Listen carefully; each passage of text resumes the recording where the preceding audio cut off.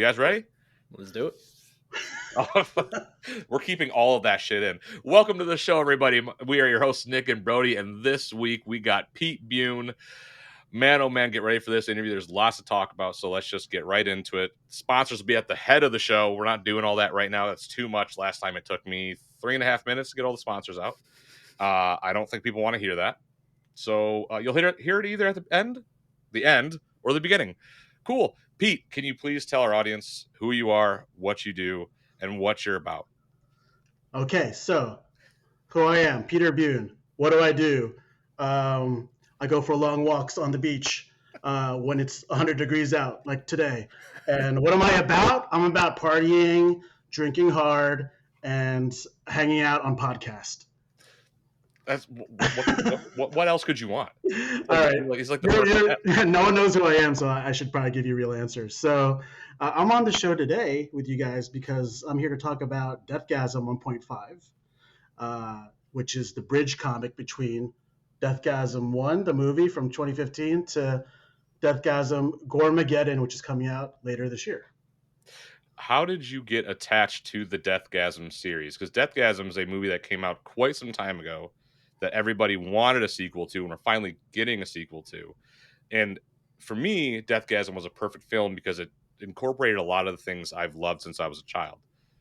Black metal, horror, and good comedy. It's almost like it's got some of that Army of Darkness vibe to it, with like some mayhem thrown in, right? And some Monty Python. How did you get attached to this?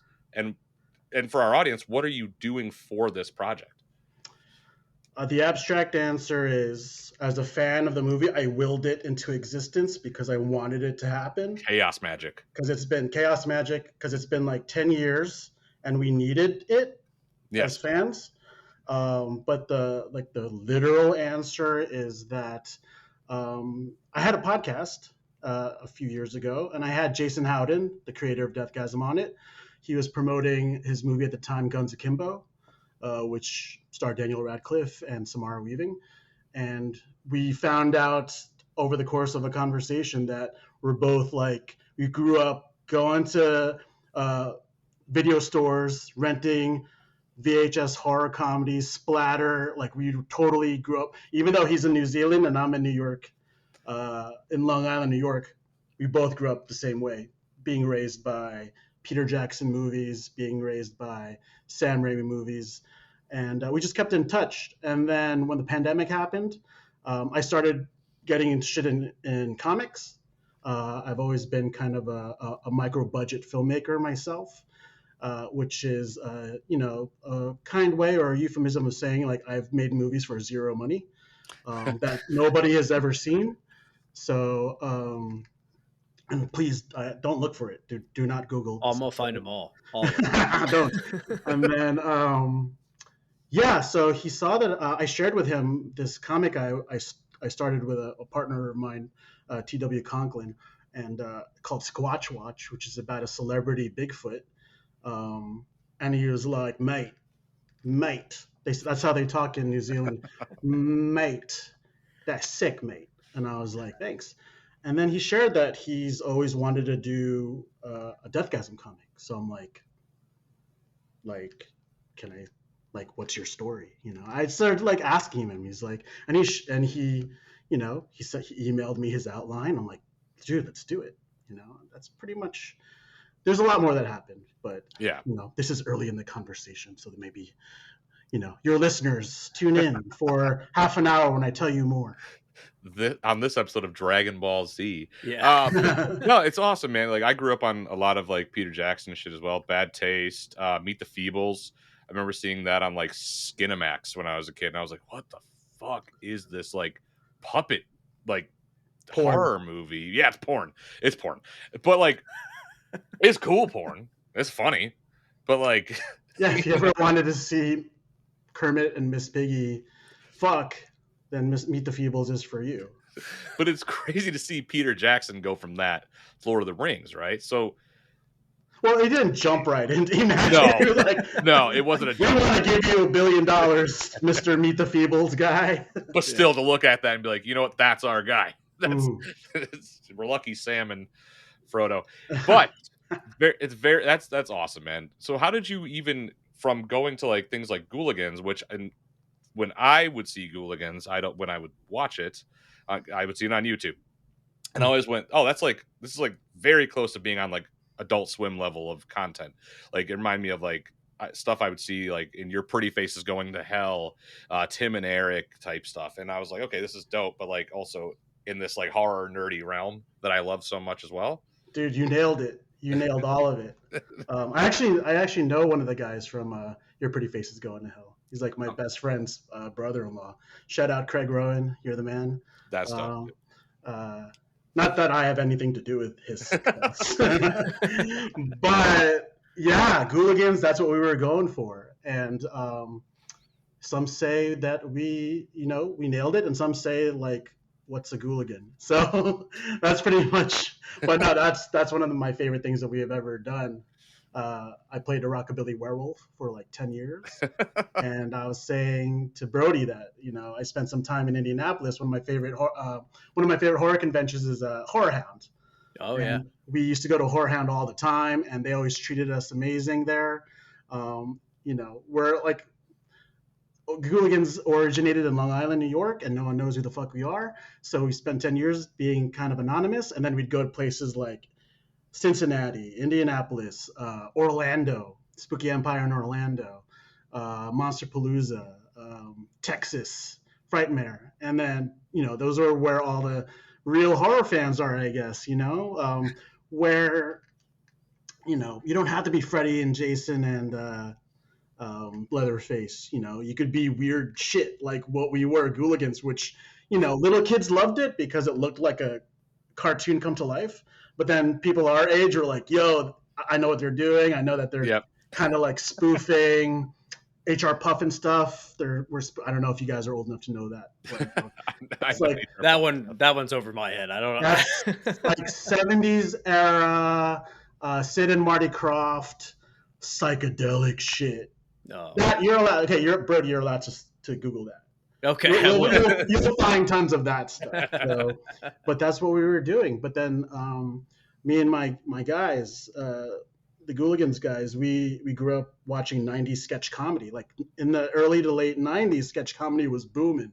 There's a new documentary coming out about The State, which was like a MTV sketch comedy show from the 90s, and those guys, they blew up. They did Wet Hot American Summer and David Wayne and Michael Showalter. They direct a ton of amazing shit now. But they originated from The State, and those guys inspired us. Like you'll recognize all the actors. Like they all blew up to be like pretty big actors. And Paul Rudd runs in that circle. Jeanine Garofalo runs in that circle.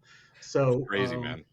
And like, growing up in Long Island and like going out to New York City, you would see those guys everywhere. So it's like they were our heroes, and we wanted to do monster versions of that. I mean, shout out to like my partner Sean King and Mike Ulster, because they created the Ghouligans. And who would have thought like a sketch comedy version with monsters would work or didn't work? I don't know. We did it for a long time, so personally it worked. I don't know if it worked for anybody else who wasn't or was not watching. Well, I would think it worked. You're at where you're at now, right? So like you're doing this DEATHGASM comic, which is DEATHGASM 1.5, correct? Yes. That's what it's like. So it's the in between. Director's cut. Yeah. So like, it's just wild to me that DEATHGASM started as what it is, has a video game or is getting its video game. Yes. And then is also getting a comic book. Yeah. I mean, and now the sequel is it's fucking awesome. It was a desert. It was a desert for 10 years, and now there was a flood of DEATHGASM. Yeah, I was looking that up because I went back and watched the movie today, actually, just so everything was nice and fresh and I could, talk about it, right? But from what I had found, I was like, man, I'm surprised they didn't make another one. There seems like this is a good niche to kind of fit in, tie in that black metal and like the dark magics and like the comedy horror type elements. And then I went down the rabbit hole, ended up finding out like it was announced at one point, and then New Zealand shut it down essentially, and then like it's crazy that it's gotten to this point. And then after this long break, it's like, oh, we're getting a graphic novel, we're getting another movie. Like it's awesome, and that you've been able to be a part of it. That's a really cool thing. It must be awesome that DEATHGASM's the hero is your namesake. So yeah, must be also that too. You don't see a lot of hero, villain, depending on how you look at it, right? Well, when he kills his cousin, I don't know if you remember, he kills his cousin with a chainsaw, and then Zach's like, I don't think he was a demon. He's like, nope, he was. He came in saying something about Satan. Right? Yeah, you heard it, right? That's my favorite part, where like he just kills his cousin just because he's an asshole. Yeah. But I think the rug scene is my favorite scene. Like, I just got this fucking rug. Do it again. It's like, yeah, there's a lot of awesome, but like it's funny because it didn't just happen all at once, and it's like Jason and I started talking about the comic maybe 4 or 5 years ago. Holy shit. So like we were gonna release it independently. What happened was we were just like, the first thing we did was I contacted my Squatch Watch artist, Industrious Lamanacana, an Argentinian artist. Just shout out. I just wanted to like show how like he's Jason's New Zealand, the artist is in Argentina, and I'm in Queens. It's very like that's how it was made. Like the Postal Service, the band. Yeah, right? Yeah. Love the Postal Service. Yes. And the band. But what we did was we had Lamanacana create mock-up art of Peter Jackson's Bad Taste aliens fighting DEATHGASM. Oh. That was the first step. I was like, Jason, this is what it could look like, and he was like, mate. I mean, that's all he says, mate. That's how he communicates. I could understand. He's like Groot. He just says mate, and I'm like, yeah, mate. And I'm like, right? This looks awesome. That's a yes. Yeah. So he was like, mate, let me show. He's gonna. So he works. I don't know if I got this right, but he does visual effects for Weta. So, I know he does visual. He's his day job is doing visual effects. And he's worked on Marvel stuff. He worked on Peter Jackson's Beatles documentary from a few years ago. That's crazy. Oh yeah. So he was like, let me try to get it to the big boss man. And we waited a few months, and we couldn't get it to the big boss man. That's Peter Jackson, if you're following. And the guy who did King Kong. And 3 Lord of the Rings movies, and Frighteners, which is my Frighteners, yeah. That's my favorite Peter Jackson. So Jason was like, all right, let's just try to put it out independently. So we just started trying to produce it ourselves, and then this other company got interested in it. So we were like, let's make 3 issues. That deal kind of fell through, and then Josh Viola and BitBot, rescued us. So shout out to Josh, shout out to BitBot. He got in touch with Jason. I don't know if Josh, he mentioned a comic that he created called True Believers. That has a DEATHGASM cameo in it, amongst other cool cameos. So over the last year, BitBot, they produced 3 issues, and they combined it into one graphic novel. And then they commissioned 4 extra pages in the beginning of the issue, which is a recap of the movie. So like if you didn't see the movie, very good. Yeah. You could just read it kind of going in and learning about the story. But check it out on Peacock. It's DEATHGASM's on Peacock, or buy it, because I know that like Nick is the king of physical media, and if he doesn't have a copy of DEATHGASM back there, he should, because when the bomb drops, that's going to be one. Brother, that's going to be a big ticket. Brother, I got my copy of DEATHGASM on the DVD shelf. I will root for it, and I'll just hold it out like that. I gotta find it. I know what's out there, but like when it comes to comic books, because we have our buddy Ozzy makes he's writing his 2nd issue of one of his books right now called Polar Destroyer. And I didn't know, because I'm also a comic book fan. I loved comic books. Like 90s Image was what I grew up on. So like the Max, Spawn, Shadowhawk, things like that. And I never knew how much of a pain in the ass it was to get a comic made. Oh yeah. It's tough. I didn't know, like, okay, cool. So like this page is like this much money. The cover is this, but then if you want 4 more pages, it's like this much money. And I'm like, oh, you don't just pay for the book wholesale? Like, no, man, that's not how the fuck that works. And like, you also have your inkers, you have like your actual artists, your colorists, the writers, the letterer, and it's like, oh, dude, there's like so many hands are in this process. You just don't realize it because you're like, oh, comic book. I go to the store every Wednesday on New Comic Book Day. I go home happy with my new issue. It's like South Park 7 Days to Air. It's insane. Great reference, by the way. Thank you. Well, have you guys experienced any of that in writing this book? 100,000%. Got it. Like I was trying to say, like, you don't really see the behind the scenes. Like the Kickstarter just started, so your listeners, go support the Kickstarter campaign. It's out. Go to BitBot Media's Kickstarter. But they just see the Kickstarter and it's like, oh, cool, they did it. But it's been like the last 2 years of my life, just kind of like working with Jason, and Jason spent all last year making Goremageddon, and he's in the middle of post-production for Goremageddon. So and then Josh, and then LaMonicana, and with Industrious LaMonicana, he takes forever because he's like a traditionalist, like he's hand drawn. So I don't know if you've seen the art in the Kickstarter, but check it out. Have your listeners check it out. It's incredible. It's awesome. But he's created some things that are like, Jason would say, like he would never be able to do it on film. So that's like one of the coolest things about making comics, is that you can make things on film in comics that you couldn't do with no budget on film. Right. And as I was saying before we started, that I was like, this is like kind of I'm kind of new to this medium. I'm kind of new to making comics. So the way I worked it out in my brain was that, working in micro budget filmmaking, the artist is like your DP. So he's storyboarding for you. So okay. I'm the writer, Jason's director. So I'm the writer, Jason's director. But the storyboarder or the artist is your DP.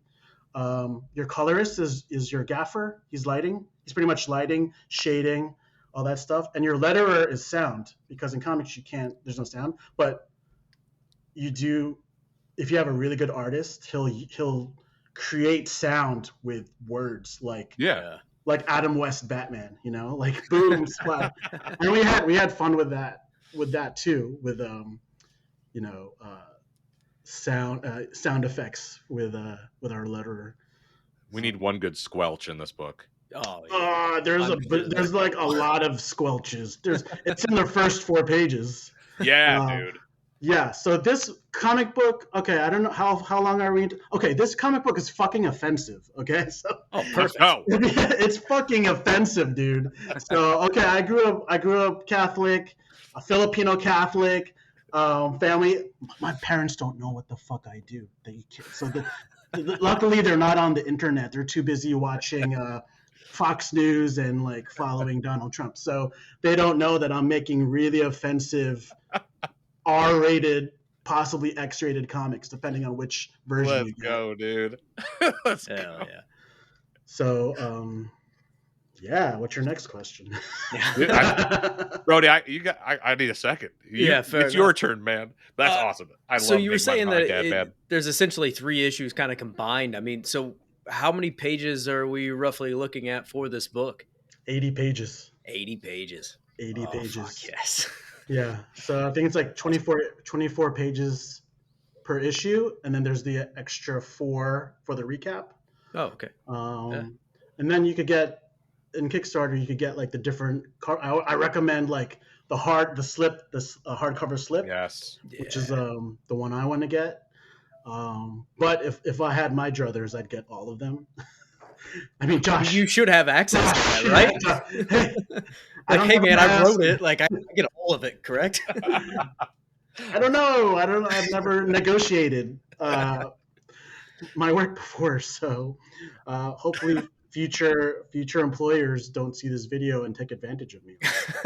Oh, you wanted this? Oh, you worked on this, so you were happy with that, remember? Don't you have it already? Yeah. Dude, so like this reminds me a lot of what BitBot was doing with Legacy of Kain. Yeah. It's a series, and not to say DEATHGASM was really on the outs, and it was not necessarily buried, but it's one of those things where we've been waiting. People have been waiting for new material from this fucking series. Like, same with Legacy of Kain, and you have BitBot coming up going, okay, cool, here you go. And everyone went, oh shit, it's that thing I really love and it's coming back. Yeah. I as soon as Dustin hit me up, I went, oh shit, it's that thing I love and it's coming back in a big way. And it's like, cool, we're doing this. And what about BitBot Media attracted you guys? Because so far, everything that we've done with them, they've been awesome and they're super transparent to us. We love what they're doing with their projects. Legacy of Kain was great. DEATHGASM Director's Cut so far, 1.5 in Director's Cut is just awesome, like Kickstarter wise. Like, it's huge bang for your buck from what I'm seeing. And it's just so creative. So Josh is very inclusive, and he's very like he'll tell you the progress of everything. So, and he'll constantly keep you up to date on the progress. Like I said, we've been probably talking with BitBot for over a year, maybe 2 years. So it was really hard to kind of like keep it a secret, you know, that this was coming, but like we didn't know. I mean, the Gormageddon Kickstarter was super successful.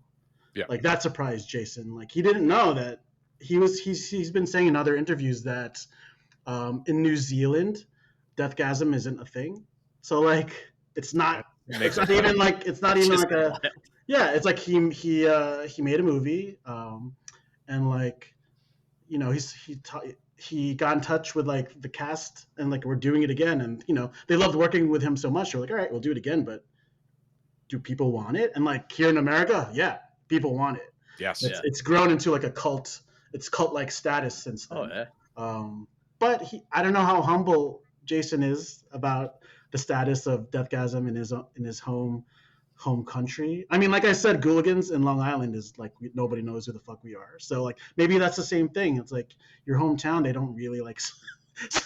In my experience, they don't really support you. But no, I know what that feels like. But everywhere else, it's awesome. So you know, you're saying there's a chance somewhere somebody really likes us. God damn. I hope so. Fuck. Yeah. So I mean, shout out to Indiana. Yeah, right.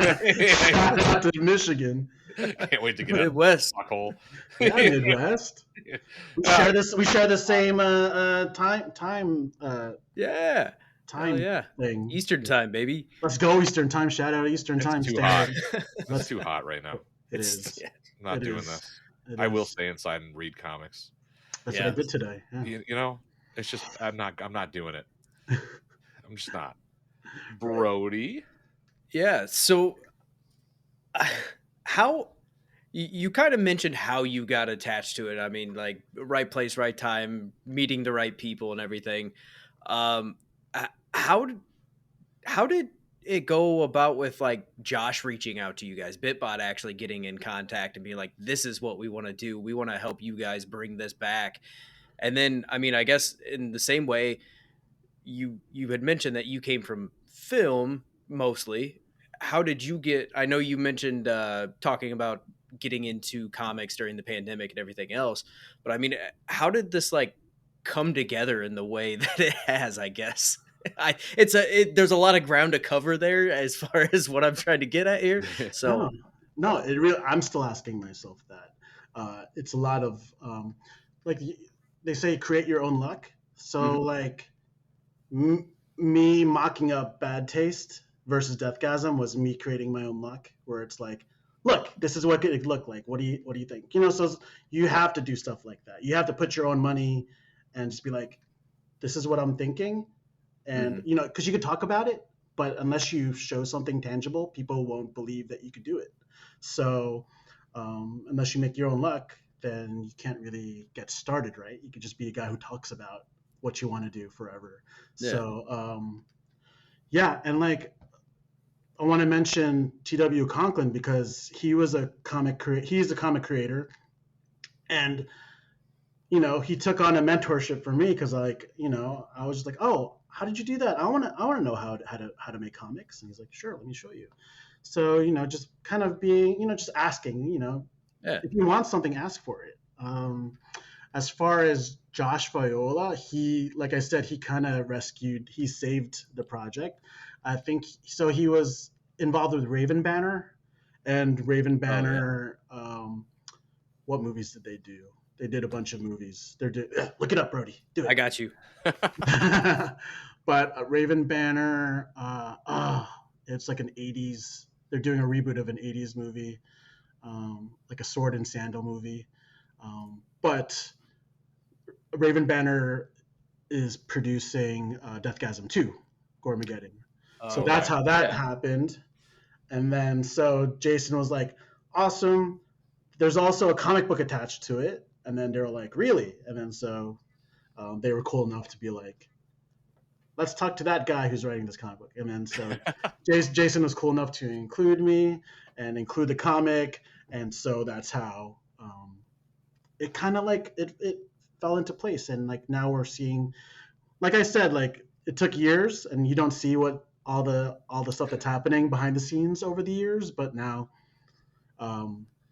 yeah, if you look at the Kickstarter, all the stuff that they're offering is nuts, and it works. Wild. It works like a merch store. So even I believe that even after the campaign ends, because like we've already like passed the goal.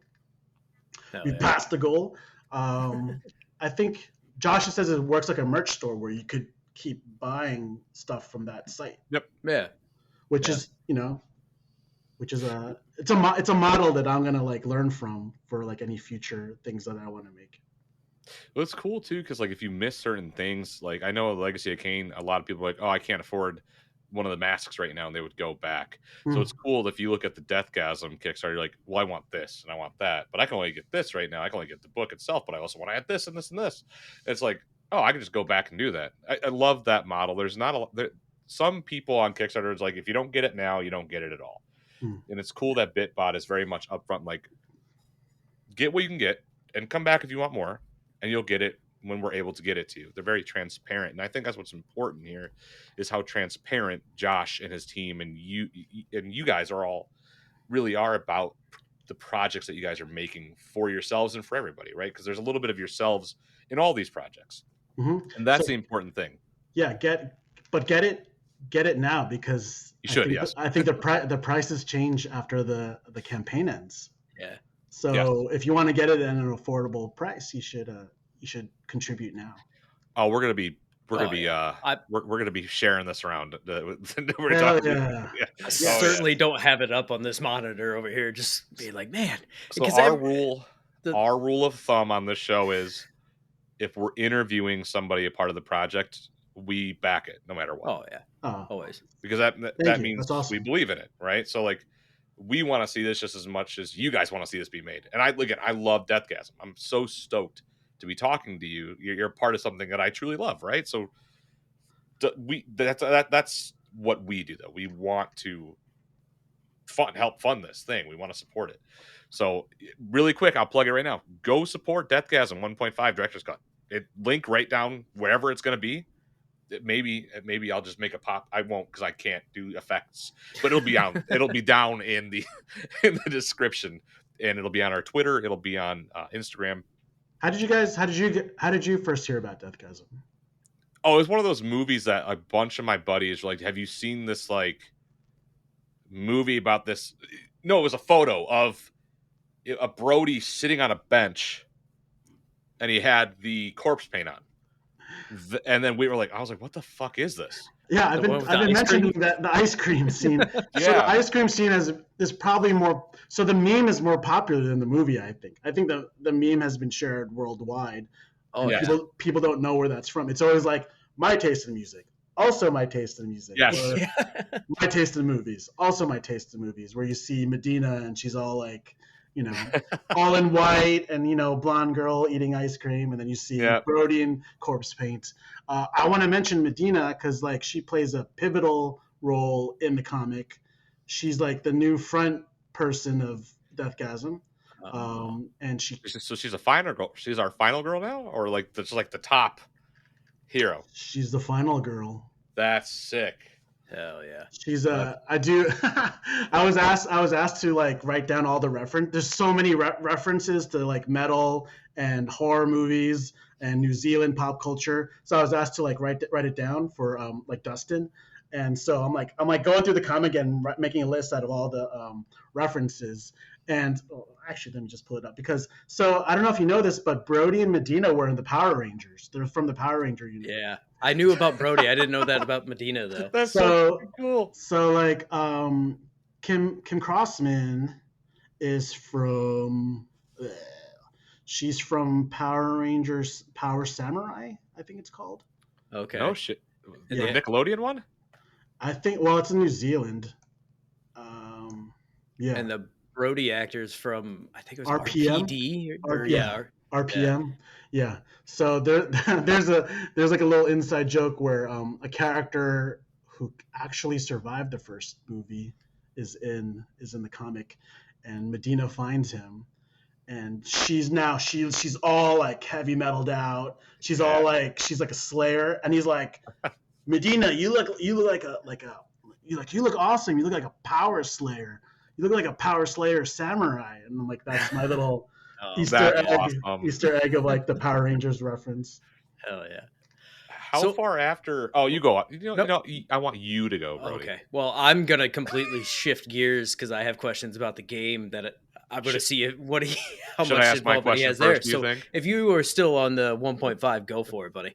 Yes. How much longer after the movie does the comic take place? Because it ties right into DEATHGASM 2, right?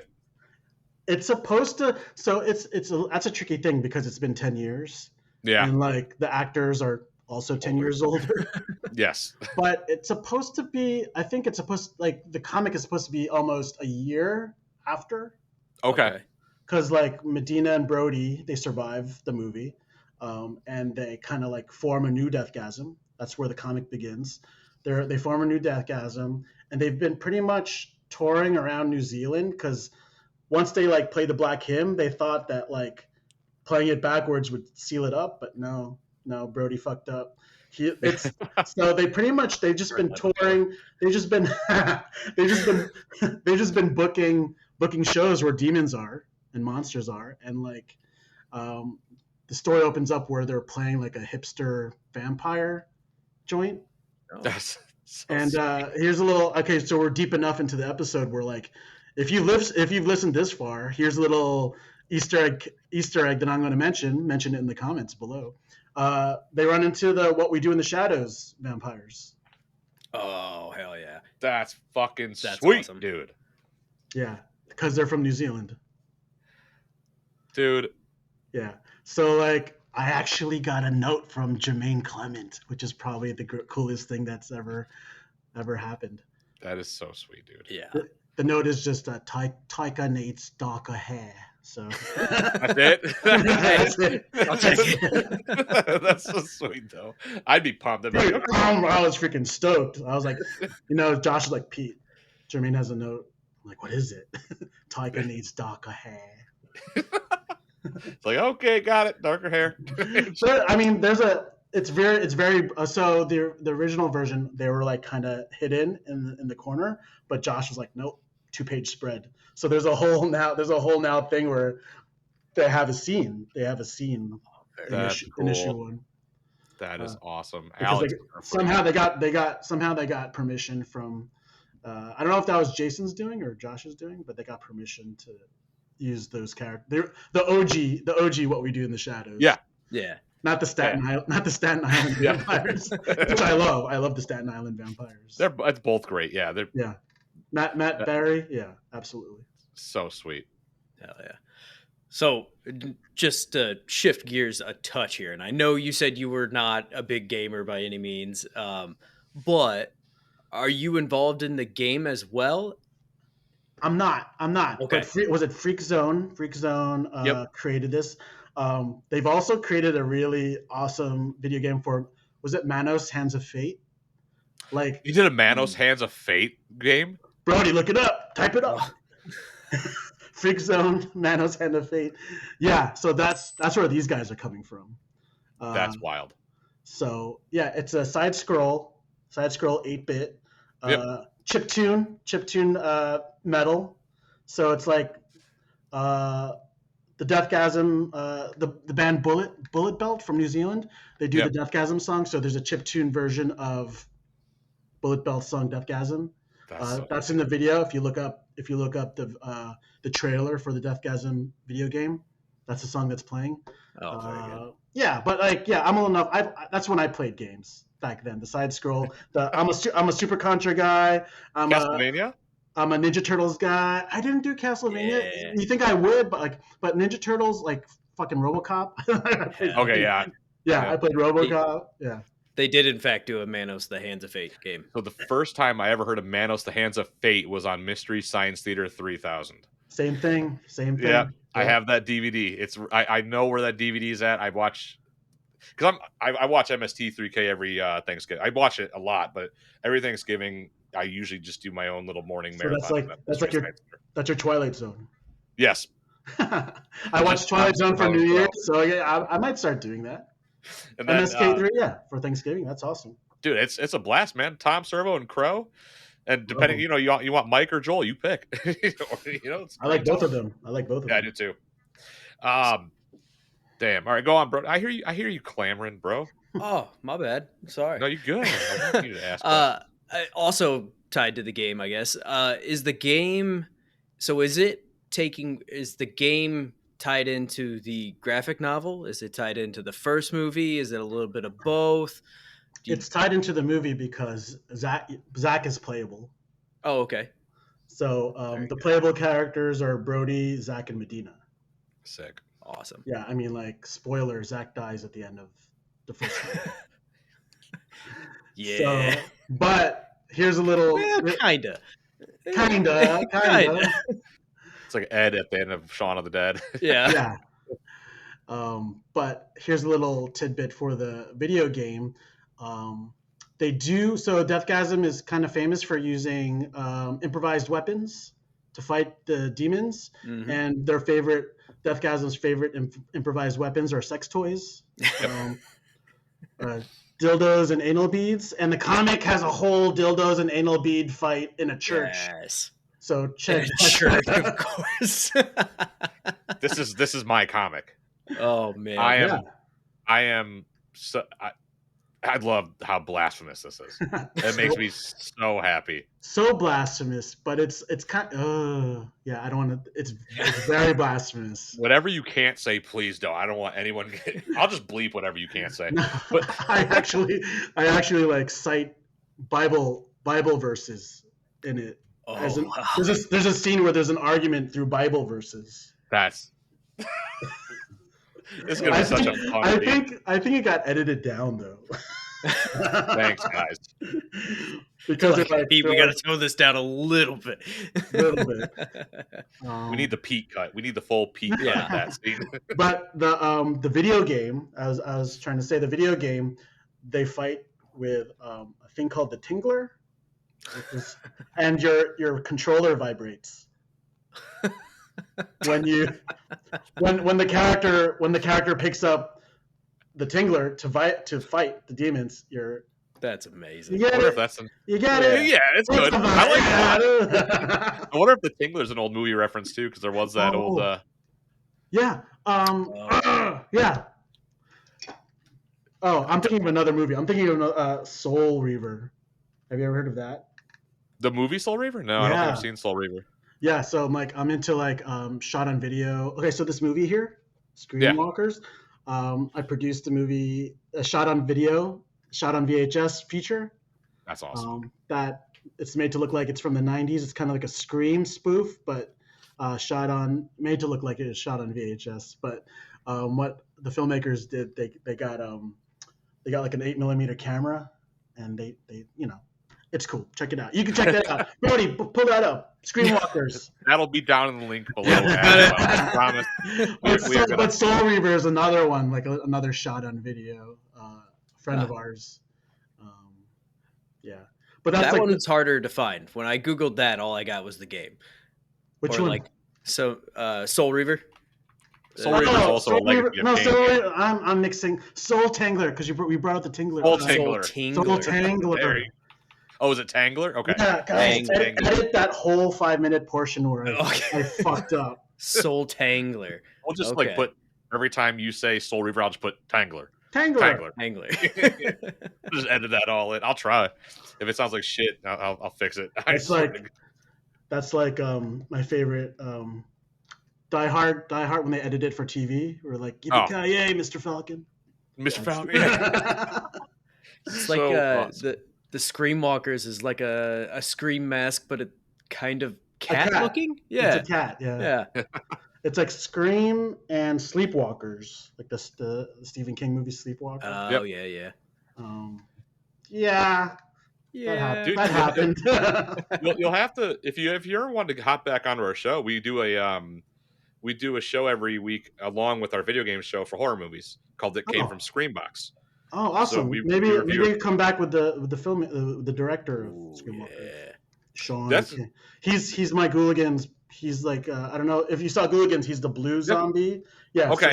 So Sean is the blue zombie. I'm the rockabilly werewolf, and then you're both more than welcome to hop on that, dude. We awesome. had Matt Mangiarides on 2 weeks ago. So from not the funeral home, but anyways. Yeah. Anyways, cool. No, man, DEATHGASM 1.5 director's cut. It just sounds. This is a comic that was like made for me. I am so incredibly stoked to read this. Is there anything else you wanted to tell our audience about DEATHGASM 1.5? Is just anything and everything you wanted to spill your guts about, if you had to. Right now. Yeah. Okay. So if you've made it this far, I'm going to tell you even more cameos.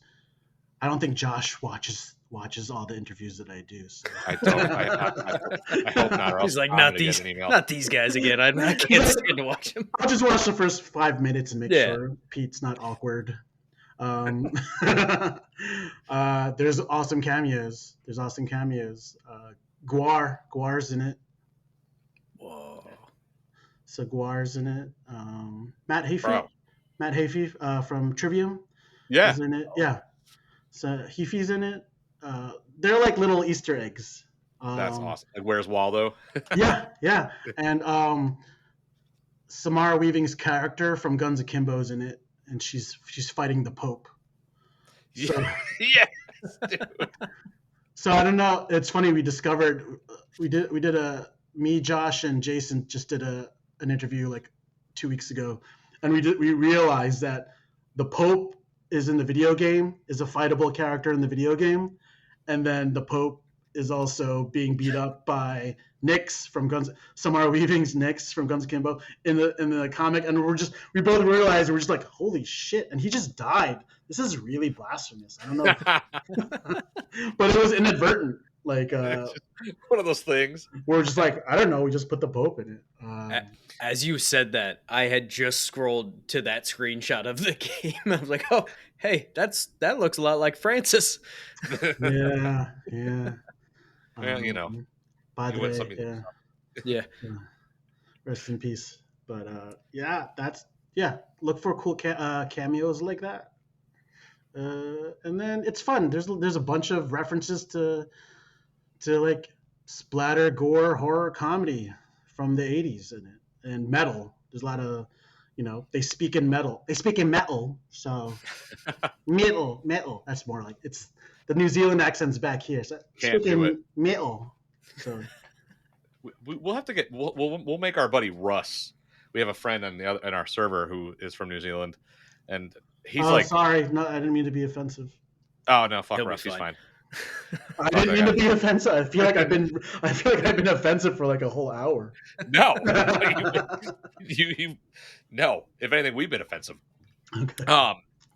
Awesome, man. No, I'm pumped for this. I know Brody's pumped for this. As soon as we're done here, that's when we spend money. So I'm gonna get my bank ready for that. I am incredibly excited for DEATHGASM, for the sequel, for the comic, for the game. If you guys are at all as interested and just loving of this series as me and Brody are, and Pete is, please click the links down below. Support BitBot Media. Support Pete and the team behind the graphic novel, the video game. Get ready for DEATHGASM 2, because I mean it's just gonna be the year of DEATHGASM, I guess. Hell yeah. People didn't think this was fucking coming. Here it is. They're calling it like Turnstile Summer, but it's DEATHGASM Summer. That was a good album. Yeah, it was a good album. I liked that new Turnstile record. Is there anything else you wanted to say, Pete, before we sign off? Recycle. Be sure to recycle. We have to get Pete on more often. Call your parents. You know, you should call your parents. Unless you go no contact. I mean, yes, they're not going to be around forever unless that's how the way you want it. Then call parental figures. The people. There you go. The people who did take care of you. They're important. There you go. And support DEATHGASM 1.5. You know, head over to the Kickstarter. Hell yeah. Again, that'll be down below. Support DEATHGASM 1.5. Support BitBot Media. And until next week, guys, take it easy and be safe.